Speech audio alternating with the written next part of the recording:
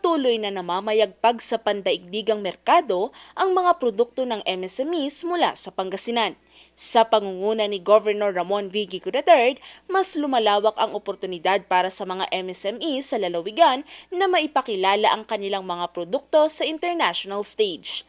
Isa sa mga patunay nito ay ang kanilang muling pagsali sa International Food Exhibition o IFEX 2025, isang prestihiyosong food exhibition na dinadaluhan ng mga mamimili at iba pang exhibitors mula sa iba't ibang panig ng mundo.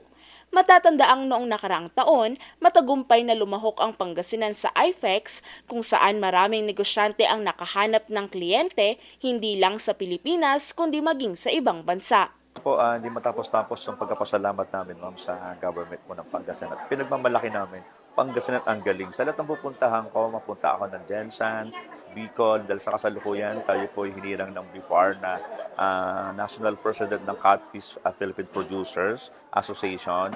So sinasabi ko na gawa namin po ito dahil sa tulong ng provincial government sa pamumuno ng ating mahal na governor. Sa ngayon, mas pinaghahandaan ng 12 MSMEs mula sa Pangasinan ang kanilang partisipasyon sa IFEX 2025.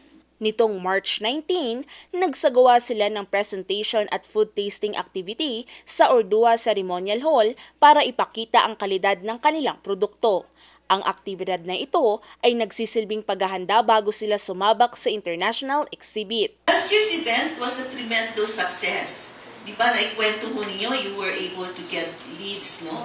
And even businesses from different clients, not only locally, but abroad. So I'm really happy about that.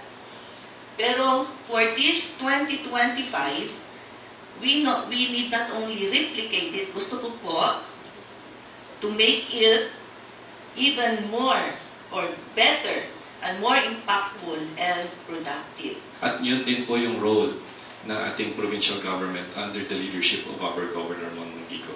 We are here not to set your paths, but here to assist you in the paths that you choose and guiding and giving the support the best way that we can. Sa darating na IFEX 2025, asahan ng mas makulay at mas produktibong partisipasyon ng Pangasinan.